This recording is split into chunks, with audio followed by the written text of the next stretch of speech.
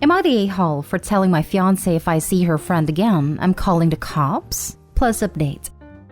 Me, 29 male, and Erica, 27 female, dated for 2 years and have been engaged the last 4 months. After we got engaged, Erica moved into my house. I still pay the mortgage, while she pays for utilities, groceries, and household items. After we get married, the plan is to put her on the house so she gets equity as well. Her friend Leah, 27 female, and her have been best friends since high school. I don't particularly like Leah, but I've also been cordial as I know she's gonna be in my life.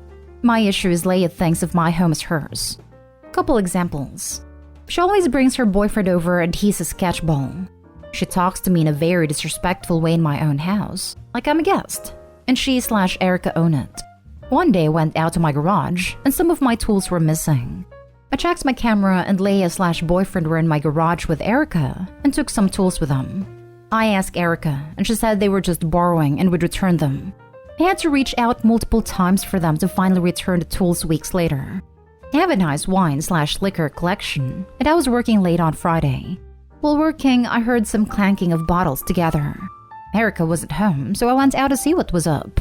Leah was behind my bar. I asked what she was doing, and she said Erica told her it was okay to borrow a bottle of wine for her party and that she would pay it back. I told her no, that was not alright, and to leave. I asked Erica about this, and she said, I don't remember telling Leah she could take a bottle, but I might have, I don't remember. I told her at this point I wasn't comfortable with Leah being in my house. Erica sort of understood, but she also blew me off. Final straw came when I wanted to go hit some golf balls and my clubs were missing. I freaked out because I golf regularly and my clubs are my biggest investment. Went to check the camera again and Leah used my garage code and took the clubs. I blew up, called Erica and told her to get them back immediately. Erica said Leah had asked for the garage code to grab some clothes from her closet, and not my clubs. I threatened to call the police, but Erica stopped me. Leah kept telling us that her boyfriend needed them for a work thing. I got them back almost 4 days after they were taken, and they were dirty. At this point, I sat Erica down and told her that if I see Leah in my house again, then I'm calling the cops. No discussion. Erica got upset, saying that it's her best friend, and that it wasn't fair to do to her in our house. I said it's a pattern, and since Erica's stuff isn't affected, she doesn't care. I said she can go over to Leah's if she wants to see her.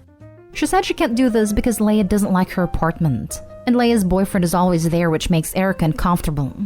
I'm now getting the silent treatment and getting called an a-hole, but I don't think I'm doing anything wrong. Am I? Now for the top comments before reading the update. Do not put this woman on the deed to your home. Heck, don't marry her. You don't have a Leah problem. You have a fiancé problem. Time to move on, buddy. Not the a-hole. I agree. OP, open your eyes. Agreed. Erica is allowing this to happen. There are a lot of boundary issues that shows as red flags. The fact that Leah has her code and lets herself in without letting anyone know is a problem.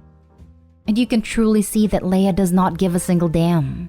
She got outed multiple times on camera, got caught nicking a bottle of wine, and did not care. Leah does not respect the OP, plain and simple.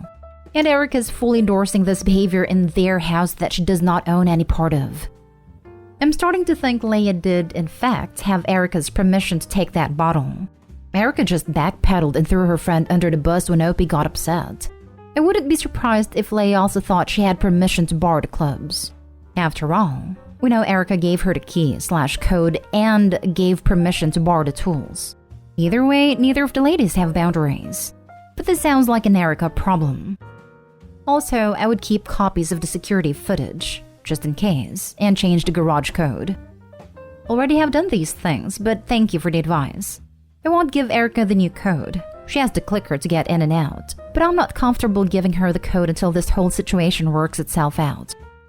If you can't trust your fiancé with your security code, you guys should see someone together before you get married and have a lot of discussions on your future and how you both see things. And now for the update. I want to thank you all for the kind words and comments. I knew after reading the comments that it was time to come to a resolution. I decided to drive home from work and talk with Erica. When I showed up, Leah's car was parked in the drive. I went inside and they were watching TV. I told Leah immediately to get out. She tried to argue, but I told her if she didn't, then I'm calling the police. Erica tried to get pissy that I kicked her friend out, But I said I'm done talking about Leah because at this point, nothing is changing with that relationship. Sat Erica down and showed her this post. 20 minutes of reading later, I asked her what she thought. She said, "Those people don't understand our relationship or Leah." I knew then that it was over. I asked her to hold out her hand and I took the ring off. She begged, saying she's sorry and she'll cut Leah off, etc. I told her I can't even trust her with a garage code. How am I supposed to trust her as my wife? She's locked herself in our room now and I'm in the kitchen packing up her things. I called her mom and dad telling them about what has happened, and they were furious. Leah's apparently banned from their house. It has been since high school. I didn't know this, but her parents said it's been like this since high school. They're coming this weekend to get Erica and the stuff. I couldn't be any happier than I am right now. A huge weight feels lifted off my shoulders. I felt like if I never made this post, I wouldn't have ever seen how messed up my life had become. Sincerely, thank you everyone. Can't wait to take my clubs out and play around now that I have more free time. Really excited to see what single life brings and can't thank you all enough again. Next story. Am I the a-hole for calling my girlfriend inconsiderate for the way she tested me? My girlfriend told me that she tested me by canceling a date when we first started to go out. It was the date where we were kind of planning to hook up for the first time. For context, she lives in the city while I have an hour drive. She waited until I was halfway to the city before canceling. I remember texting her as I got into the car and telling her I was on my way, and she still waited until I was halfway to the city. She had a lot of opportunity to cancel before I had driven half an hour. The date being canceled sucked, but she told me she was feeling sick, and I told her it was okay and told her to get better. I had also asked her if she wanted me to come over, and she said she didn't want to. She told me that it was a big moment for our relationship as she found that I'm very considerate. But honestly, I get why she wanted to test me, but I really am pissed off in the way she tested me. She had no consideration for my time and effort. It was as if she really wanted to inconvenience me to see how I would react. I told her that it was pretty inconsiderate to wait until I had driven halfway to cancel, and she had been really inconsiderate in the way she tested me. She apologized half-heartedly and then said it was not a big deal and it has been 4 months. I told her it was a big deal to me, and we had an argument about it. I feel like an a-hole because it feels a really small thing to get mad about. Not an a-hole. The fact that she isn't remorseful at all, that's your second red flag. The fact she's made you feel like the a-hole for being rightfully upset, that's your third red flag. This chick is a manipulative, gaslighting trouble box. I think you were right. Dear God, I'm dating another version of my ex. It's pretty bad when the administrator of the relationship test miserably fails it themselves. Even worse when they fail to allow for the possibility that the other person might actually be dissatisfied with them. She should have kept quiet about her little test. Your behavior on that day was appropriate and considerate. Good for you. Obviously, you passed. But now, going forward, when anything comes up, you may be wondering, is this a test? And is this a test? And is this a test? Because yeah, it might be. You need to have a little discussion about this. This is not a small thing to get mad about. Not the a-hole. Next story is titled, Am I the a-hole for buying a door to my son behind my husband's back? For those who might have been confused, my 35 female husband 46 male believes that until he is 18, our son male 14 shouldn't conceal his room as he is under our care. This has been one of the things straining our relationship lately, as I think that a teen should have some freedom. Maybe not completely out of our sight, but you know, a door at least. But my husband keeps insisting on him having almost no freedom at all. Whenever I bring up the door thing, he just shuts me down with, this is what it'll take him to be a man, and this is how I was raised. So, both my son's birthday and Christmas are coming up, and I decided that he should finally have a door to his room. So I went behind my husband's back and bought a new door, and heard it to be installed while they were both away. When my son came from school, he was incredibly delighted, but my husband didn't receive the news so well. He told me that this is not the kind of decision that I should be making by myself, and that I disrespected his authority, and now he's refusing to even sleep in the same bed as me. I've been wondering if this should have been a conversation rather than me disrespecting his wishes. So, am I the a-hole for going behind my husband's back to get a door for my kid? Now for the comments. Not the a-hole. Your husband is super controlling. Scary, frankly. Not only this, but it's mistreatment. When CPS found out I wasn't allowed a door, that just had a curtain, and that my mom's boyfriend would sneak down the stairs unexpectedly to yank open at random intervals, it almost caught me naked while I was changing a few times. They went off. Not only is it maltreatment, it's a fire hazard. If you have a house fire, your son has nothing to stop that fire from entering his room before it can get out this window, which would likely result in either massive bodily injury due to burns and smoke inhalation, or at worst, death. The husband is mistreating and putting his son at risk. Some kind of man he turned out to be.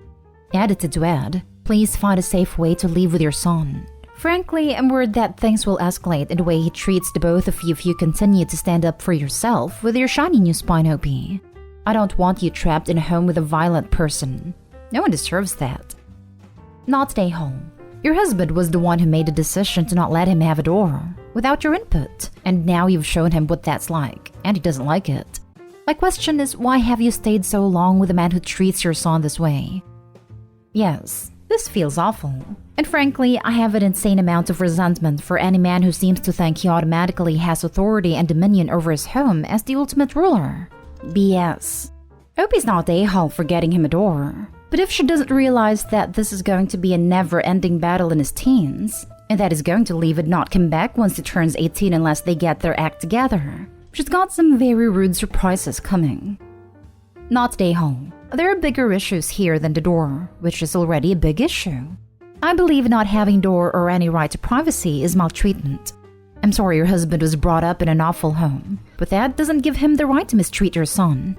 You had your son at 21 when your husband was 32. That's a concerning age gap. That when it's combined with your husband constantly shutting you down, punishing you and your son for disrespecting his authority, and you feeling the only way you can have a say and do something for your child is by sneaking around your spouse, it all combines to worrying conclusions. I'm worried your husband has an unhealthy totalitarian head of household mindset. There is no excuse, be it upbringing or religion, for his behavior. Think about if the status quo is really what you want for yourself and your child. Last story. Am I the a-hole for canceling a vacation with my fiancé and taking my daughter on a vacation? My daughter Maya, 16, has severe anxiety. She goes to therapy and is on medication, but we still can't push her too hard on certain subjects like school. I've always had a policy that as long as she tries her best and passes, I'm happy. My fiancé has been encouraging her to work harder and get better grades. She usually gets B's and C's, so she could get into a good college. I've always shut it down because she plans on going to community college, then wants to transfer to a local state school and her grades are fine for that. My fiancé made a deal with Maya behind my back that if she got straight A's this semester, he'll take all of us to Disneyland for her birthday. But if she gets a B, she gets nothing. He told her that if I knew about this, I wouldn't let him take us to Disneyland. Maya has been dying to go, so she stayed quiet. I noticed that she's been a lot more stressed out over the past couple months, but she just kept telling me that the classes this year are a lot harder than the past few years. And I know your junior year is supposed to be one of the hardest, so I believed her. Last week was study week before finals, and on Friday, she broke. She broke down crying about how she couldn't do this, and told me about the deal she made with my fiancé. I was livid when I found out. Maya has been a wreck since then. She's barely speaking, doesn't eat much, and has asked me to sleep in her bed every night. She was sent home from school early every day this week because she either threw up from stress or had panic attacks. My fiancé, Maya, and I were going to go on a 5-day ski trip, but when I heard about a bribe, I canceled the hotel and booked a last-minute trip for Maya and I to go to Disneyland and Universal Studios this week. She busted her butt this year and deserves it. My fiancé is expecting me to pay for half of the cancellation fees and for half of the activities that can't be refunded, and we got into an argument and are not speaking at the moment. I know this relationship is over, but I wanted to know if I was the a-hole. Not the a-hole. I see what he was trying to do, but this is obviously not the way. He messed up all the progress Maya achieved via therapy and hurt her more than helped her. Actually, what does your fiancé expect her to do if she gets to good school? If she cannot handle stress from high school, why would you stress her even more with very demanding uni? It's all messed up. I'm glad you stick up for your daughter, enjoy the trip, and have awesome mother-daughter experience. I hope you said a girl will start at the community college for 2 years. That is actually a smart way to do it. Much cheaper as well. Much better for a student who needs support and struggles with anxiety issues she's still getting under control too. Not stay home. Your fiancé manipulated your 16-year-old daughter behind your back. Even if you truly believed that getting her to improve her grades was for her own good, it's totally inappropriate to have gone about it in this manner. And of course, you had very good reasons for your parenting decisions, as we can see from her suffering now. Furthermore, convincing her to keep a secret from her mother is incredibly dangerous. She's now more at risk from predators who use the same tactic. You shouldn't have canceled the ski trip. You should have simply informed him that since he arranged the trip under false pretenses, he is on his own. You will not be attending or paying for any part of it, since you now have to take care of your daughter and the mental anguish he inflicted on her. Not stay home. Your fiancé manipulated your daughter into lying to you, which seems like would never have happened to begin with if it weren't for him. He set a precedent in his relationship with her that it would be okay to do something behind your back, as long as the outcome was favorable to him. He endangered her mental and physical health for his faulty ideology that going to a standard 4-year good college is the only way to become successful in life.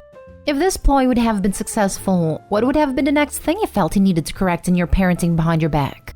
I wanted to say you should pay the fees, but the more I think about it, the more I feel it should be payment for him manipulating everyone.